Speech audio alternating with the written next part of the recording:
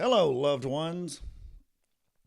So, the philosopher Rumi said, "You are not a drop in the ocean. You are the entire ocean in a drop."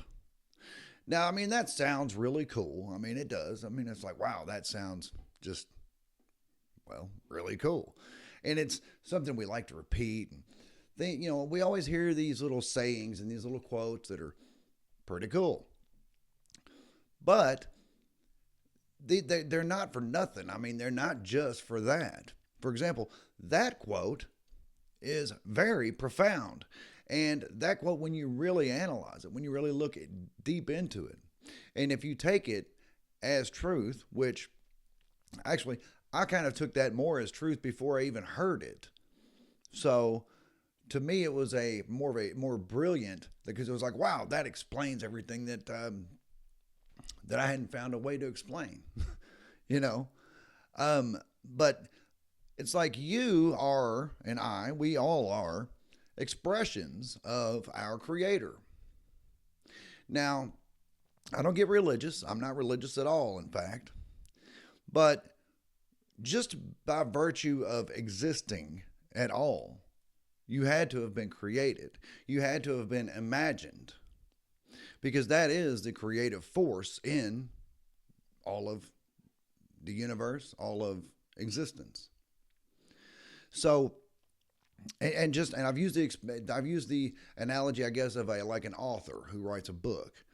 So if you write a book and you have some characters in that book, all of those characters have been created in your imagination. And for all intents and purposes, they do live inside your imagination. Now, of course, we're talking about on a much smaller scale than we are with this whole creation, and that's fine. In the Kabbalion, it talks about that. It talks about how you are just like a miniature version of our Creator. The only difference is scale. The only difference is, well, in the Kabbalion, it says difference is to a degree, but it just means that you're a smaller version of. So therefore, if an author creates a story with characters in it and all of that, all of those characters do take on life, do take on an existence. They are created inside that author's mind. Now, does the author give them free will? Does the author do this? Does it do that? Does it kind of create them and then kind of wind them up and just set them free and just like, all right, go do what you're going to do? That's a little bit different, but that is, again, the difference in scale and the difference in the degree.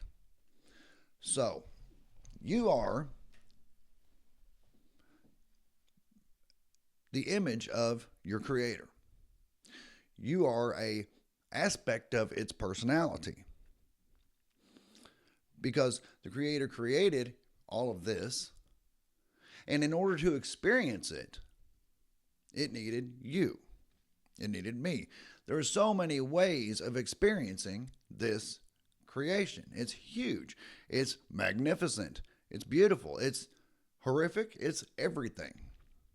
And there are so many ways to experience it. And here we are. I'm experiencing this creation, this reality from one aspect. You are experiencing it from another.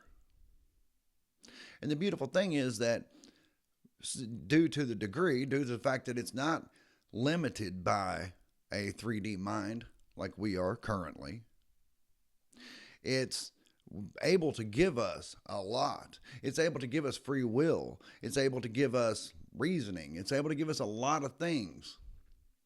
But then again, at the same time, in the case of the author writing the book, we can, I can develop a story, and I can say that it's got this guy named Joe in it, and Joe has free will, and Joe's free to do whatever he wants. But in my imagination, Joe's only going to do whatever I imagine Joe to do, right? So, and that brings up a whole other thing. Is all this just scripted? Is everything we do scripted or predestined by our Creator? Well, I think not. And the reason why is because I believe, and some people could argue that that's part of it too, Matt. All right, fine. Okay. All right, we're never going to sort that part out, but whatever. And I know that some people can say that, well, that was part of it. My bad. The part that I was getting at, I know that it's not that way because I am free to chart my own course. I am free to create whatever reality I want, to take my life in the direction, whatever direction I want to take it in. And so are you. Now, can we be limited by circumstances? Well, I suppose in some circumstances, yes. I mean, we do have to operate inside natural law because in this that we live in, we do have, it's not complete and total free will because we do have to operate inside natural law. What's natural law? Well, the speed of light, there's one. But that can be overcome. Speed of thought is faster than that, right? There's lots of others. Gravitation. I mean, I'm not going to get into natural law. I mean, most people know what natural law is. But we are aspects of our Creator. In other words, we are little bits of our Creator. So that's what Rumi meant when he said, you are the entire ocean in a drop. Because I'm a drop, you're a drop, everybody's a drop. But we're also the Creator living through that drop. The entire ocean is living in that drop. The entire ocean is living in that drop. The entire ocean is living in you and in me, having experiences for what? For the sake of having experiences, for the sake of existing. You see, the Creator could just imagine it all up and be like, okay, that was fun. And then again, but that's kind of what's going on, isn't it? You see how layered this is. It's like the Creator, well, I'm going to imagine a guy named Matt Stevens and I'm going to do whatever. I'm going to be a drug addict and then I'm going to get clean and then yada, yada, yada. And I'm going to try to figure out the universe. Well, here I am. However, that is kind of a more fatalistic look at things. I do still believe that I am able to change my course at any moment. So therein lies a conundrum. I don't know. I don't have the answers. But I do think that these are things that you as an individual should ponder. That you as an individual would do very well to look into these things. To ponder your place in the universe, your place in all of this. It's not nothing. You're not insignificant because you are the Creator in a single drop of billions.